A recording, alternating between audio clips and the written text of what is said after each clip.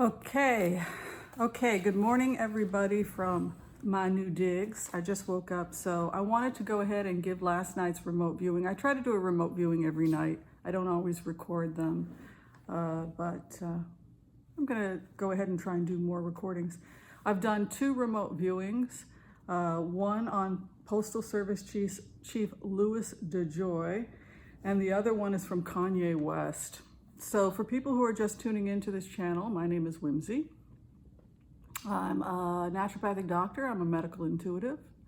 And I also do a technique which we call the heart-centered remote viewing technique, and that is where we use some of the techniques of Tantra, a little bit of what you see in some shamanic traditions, like the Bon tradition, to put ourselves in a meditative state where we feel so much love and empathy for another human being, theoretically, this is how it's supposed to work if we do it properly, that for all intensive purposes, we become one with that individual, and then we are able to be a voice for them, or to the best of our ability, put ourselves in their shoes. So this meditation allows us to have empathy, to see worldviews that may be very different than our own, and hopefully come to a greater understanding of our fellow human being. Is it real? Is it pretend? I think it's a combination of both, but we will leave it to you to figure it out. So, Louis Dejoy. When I went into this meditation, I studied a little bit about him so that I could just understand the target, the energy of a target, which is the person you're going to be analyzing or profiling, particularly if a psychiatrist or somebody in the criminal justice system that's working on a case, if they hire a professional empath to do a profile, this is going to look a little bit like the profile that I would have come up with. So when I meditated on this energy, it was kind of interesting with Louis Dejoy. I felt my energy was all over the place.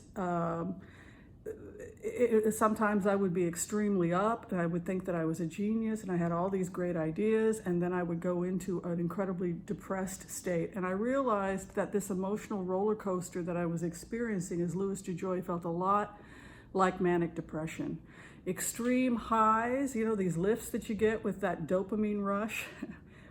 We see this with people who are compulsive gamblers. And we see it with compulsive disorders. So I saw possible manic depressive in the emotional state, compulsive disorders, and then when I tuned in to what these compulsive disorders were in this person, it felt like lying, gambling, possible theft, suicidal tendencies, drug and alcohol abuse. So it was not a stable energy I got when I tried to profile Louis Dejoy. The other thing that I got when I put myself in the shoes of Louis Dejoy was a feeling that everybody was coming after me, that I had really taken on more than I had bargained for, that I was now, people were talking about criminal prosecution, and I felt simultaneously suicidal from the harassment and a desperate need to get out of there. So I would not be surprised if either Louis Dejoy resigns or is driven out of there, because now they're looking at criminal probes, FBI investigations, subpoenas, etc. This guy wants out of there, and I think the pressure on him is a lot worse than what the public may be telling us. What's interesting about Louis Dejoy is that it's sometimes mentioned in the press as if, oh, he's going to go off and do what he likes, and oblivious to the criticism. But when you sit in this energy, there's this rising terror. What have I gotten myself into? Which is common with the president's lackeys. They'll get pulled in to do the president's bidding, and then afterwards they realize that they've been charmed into this crazy situation. That is unfortunately where Louis Dejoy finds himself and now has to get out of. So it'll be interesting to see what happens in the coming weeks, but they're coming after him and in a big way. So I don't think he's going to be able to do a lot of what he's trying to do. And in fact, he may get himself in a lot of trouble. The second person that I remote viewed really kind of surprised me, because I didn't expect to have the conversation that I had. I didn't expect to have the experience, the kind of spiritual connection that I had with Kanye West. But Kanye West really surprised me. First off, when you go into the center of who he is, he's just a big heart, just a big pink heart. This is a very gentle, romantic, loving energy. I know some people might not believe that, but that was what I felt. And he had a lot to say, and I'm just going to tell you what he said, and then I will let you, I'm just the messenger. But here's his attitude about things, and I'm just going to say it and let him speak as I understood it, and then people can open it up for debate. He says the reason that he got interested in Donald Trump was because Donald Trump was a businessman, and he felt like the way that people, the poor particularly, not just black people, but poor people and people that were struggling the only way that they're going to get ahead is that they have to start with basic business. Starting a business, particularly with young people.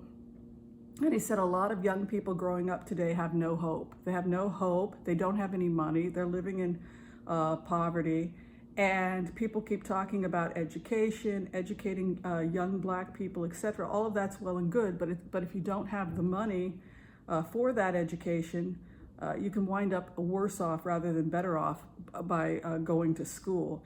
He said that the best thing to do to support young black people is to teach them basic business skills early on. Understand that a lot of people just want to own their own businesses and have their own money and have control over their lives.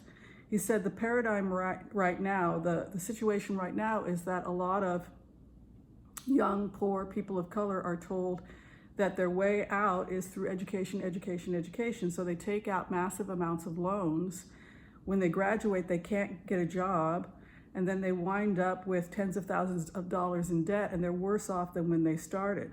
So what Kanye West was pointing out is he said, first, people need money. They don't need an education, contrary, he doesn't believe that. They don't need a formal education. They don't need any of that. They need money, and they need money now because the situation is desperate.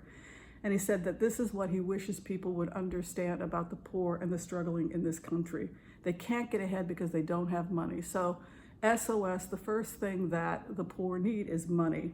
So how do you generate money? You teach people basic business skills so that they can begin earning a little bit of money, whether it's selling lemonade or t-shirts, but teaching people basic skills.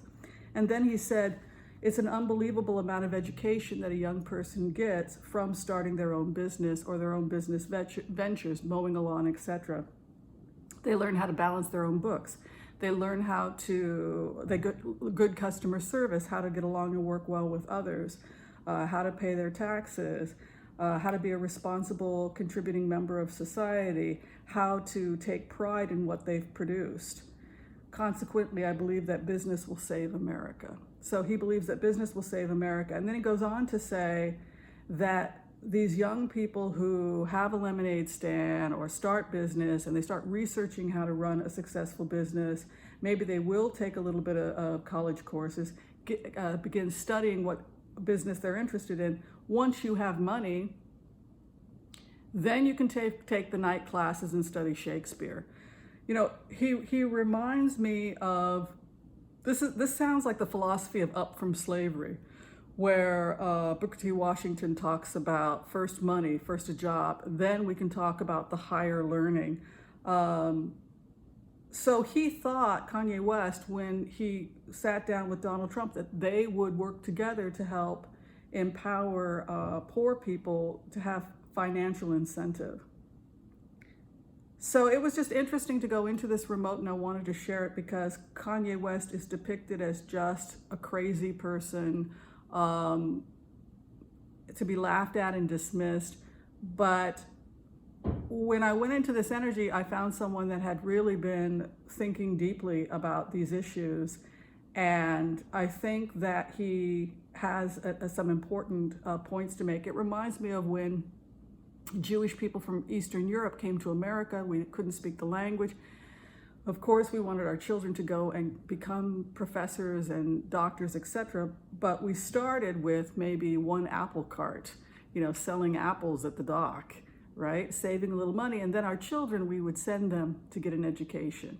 And I think that this is what Kanye West is talking about in the remote. So Let me know what you all think about those two remotes, and I'll see you next time. Take care. Bye-bye.